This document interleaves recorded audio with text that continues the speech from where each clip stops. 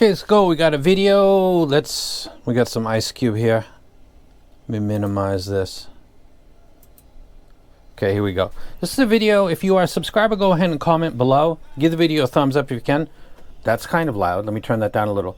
Give the video a thumbs up if you can. Comment below. If I were to give this to somebody, I would be pulling from the comments and then checking if they're a subscriber. And I've done it before. I also had Patreon, so it could go to them, but I decide case by case. So you might score really an end game set, and I kind of tip my hat right there. I've got 3 sets in front of me right now. One is the Subtonic Storm, which is a $5,400. That's about approximately what I paid for them. And then I sold them, and then I bought them back. I sold them for the price I paid, and I bought them back for the price that I sold them for. So this is an interesting set right here. The other set over here is the PMG APX SE, which is a $6,000 set. And then we have today's set is called the Alpha Omega. Omega? It's an interesting name. This is a set from a company. These are $2,699. So $2,600, $6,000, and $5,000. So these are all very expensive, but the set I'm talking about today is the most affordable of the 3. These are the frequency response graphs. This has multiple configurations, but this is the one that I listened to and did the evaluation on. Relative to the PMG and also the Subtonic, it's got more low end. If I correct this to 500, it's got a lot more low end, and it's got a little more. It's a more V-shaped set than the other 2 sets that I'm talking about, the Storm and the APX SE. In sound quality, this is a top 10 set for me. I'm very surprised that there's not a lot of. I just did an unboxing and it's already like one of the ones that you can see on your preview, or it's just because it's my computer, I'm not sure. But there's really not a lot out there about this set. It is a single dynamic driver, 4 Sonian balanced armature and 4 Sonian E-stats, so it's all branded drivers. The presentation is nice. I just did the unboxing, and the sound quality is actually very good. Let's go ahead and talk about music. And one more time before I get into it, give the video a thumbs up and leave a comment below. In the low end, I'm listening to stuff like 808 drops, like I'm listening to Ice Cube right now, or Kendrick Lamar, or Tupac Shakur, or the Ghetto Boys, or Public Enemy.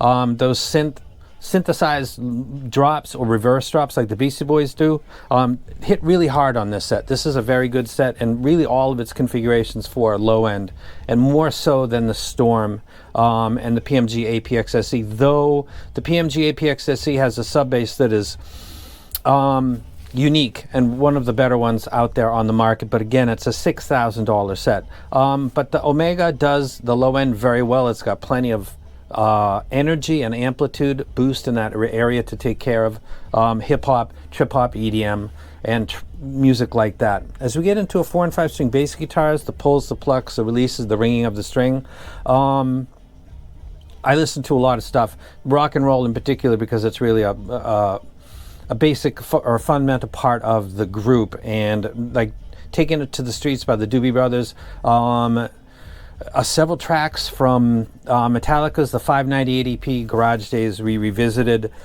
Please Do Not Go by the Violent Femmes. Bass lines I'm really familiar with and have heard them in all kinds of variations in IEMs and on headphones and home systems and car systems. I thought that this plays back the bass guitar very well. It is a boosted set, but it doesn't seem to be really getting in the way or overemphasizing with something like Dire Straits' Sultan of Swing. It sounds very prominent and very potent, but it's not really getting in the way of Mark Knopfler's vocals. I found it to be very musical and enjoyed it quite a lot. As we get into the final low-end evaluation, would be Bonham's kick drum from it's the iconic track off of Led Zeppelin's 4th album. Boom, boom. It's supposed to sound produced. That's how they reviewed it at the time. I think it was 1971, a very long time ago. And sometimes sets it sounds like a kick drum. Like, it doesn't sound like a, wow, what an intro. It just sounds like it because it's de-emphasized, or other things are stealing your focus, like too much upper mids, or that kind of happens even if there's crossovers across the board for separate drivers. This set is playing back Bonham very well. I think the low end is solid. If I were to compare with the others, I would say that it is Better suited for a library that is bass-centric than the other two. Though I will point out that the PMG's sub-bass is just, there's something very unique about it, and I don't know what to attribute it to. There's supposed to be a planar just taking care of the sub-bass, a little one. I don't know, but the bass on that, it's $6,000 and there's no more available out there. So it's 3 times the price of the set I'm talking about. As we move into vocals, Chris Cornell, Lane Staley, Nina doing the cover of Blondie. This is where it gets a little bit, female vocals are very sensitive to mid-bass lift, or it sounds different. It sounds audibly different when you lift up mid-bass. Female vocals sound kind of husked. If you know who Stevie Nicks is from Fleetwood Mac, she sounds like she's almost got a throaty, mannish type voice. The amount of energy and the fundamentals that are down in the bass sounds to the ear the way it was recorded. Other females sound kind of like that. A little bit husked up. Males, it just sounds kind of more musical. They're not as sensitive. That's something that the other 2 sets don't really exhibit, but this one does. So I like the replay, but if you're very sensitive to female vocals and not having anything happen to it, you're a big fan of the Moondrop Variations, this wouldn't be a set that you would probably be seeking out, or I wouldn't recommend it. But then again, if you're a big fan of Variations, I don't think I'd recommend either of these sets, not any of the 3. So I think vocals sound good. As we get into 19,000 hertz, pretty much from the ear gain region and beyond, I think this is where this set is better than the other 2 sets. It's $2,600. Yep, $2,699, and this is $5,400. I don't know what the regular edition is, and this is $6,000. The way that this does the treble, if you can see that red kind of cascading line, Harmonics I'm sensitive to. And this handles stuff like cymbal, rides and crashes, guitars, electric and acoustic with or without distortion pedals, keyboards, pianos, those moments, like my knuckle on the table. The fundamental event really is a split second, and then the sound that creates is really is harmonics and overtones. And that's where a lot of sets can go from being something that you enjoy.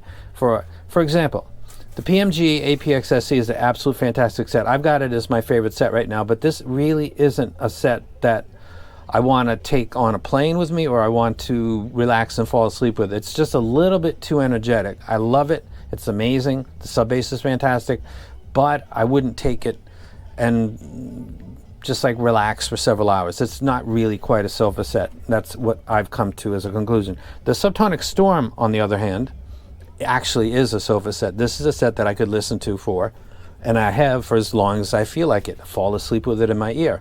The Alpha and Omega is actually a set that can do that. It is V-shaped and energetic, but it's not really putting up the areas that I'm most sensitive to. It's not boosting them. And if you take a look at the graph and you see the APX-SE, that late energy, there's not a lot there, but what is there can be picked up and it'll sound like a kind of grain. The best description that I can give you is if you drop sand onto glass, sprinkle it on, you get the relics of sound or parts of sound. It's why some productions cut off 20 hertz and below, because the artifacts, and it cleans up the replay. It's like a production trick. And they do it standard. Sometimes they do that with the upper end, and if you listen to stuff that's got just relics of sound up there, you'll kind of get what I'm talking about. It's like sand dropping on glass. Would I recommend this set? Let me go ahead and... Is it a dumpster fire? Absolutely not. Hope was free. For somebody that comments below this video, you might end up getting a flagship endgame set. I've done it before. It could be this one. So yeah, maybe. Coping is working? No. Here's the thing. I'm not a huge fan of the fish scales. I think it looks beautiful and I like the way they did it, but it's not really my thing. But who really cares about my thing? It might be your thing. But that's like the only thing I could put on it. But that's kind of coping is working. It competes with its peers. At $2,600 or $2,700, absolutely it does. It's a more energetic V-shaped set, but it's not overly boosted in the upper mids, so it's not shouty, it's not too forward. It doesn't have a late boost that it might give you if you're stimulated or overly sensitive stuff past 12, 13K or around that. It's not going to bother you. It's using branded drivers. Yeah, it absolutely competes with its peers. It's competing with two sets that are twice its price and more. One is 3 times its price. So yeah, I'd buy it. I would actually. Now that I've listened to it, I thought that the frequency graph really looked like my thing. That's one. It's got branded drivers in it, so I know what it is. I can get on the internet. I can check out the white sheets. I can see exactly what Sony intended the drivers to be used for. I know the Sony E-stats in it. It's very transparent with this and the RA. I'm a fan of the company, so I actually would buy it. Going to shamelessly hype it. It will be in videos where I talk about if you want top of the line, but you don't want to pay 5K plus, what are some of your options? This would be one of them, and it would be a set that I would rec for people that have a library similar to mine and like the bass to be powerful when it's in the production, where it's mixed in like that and you expect the drops or the bass guitar or the drum kit to really show itself during solos or moments where you expect it to step out. It in fact does with this set. So yeah, I would, and I'll probably be hyping it in future video. I want to shout out Alpha and Omega. I reached out to them, which I don't do that often, but again, it's price, it's the drivers are within.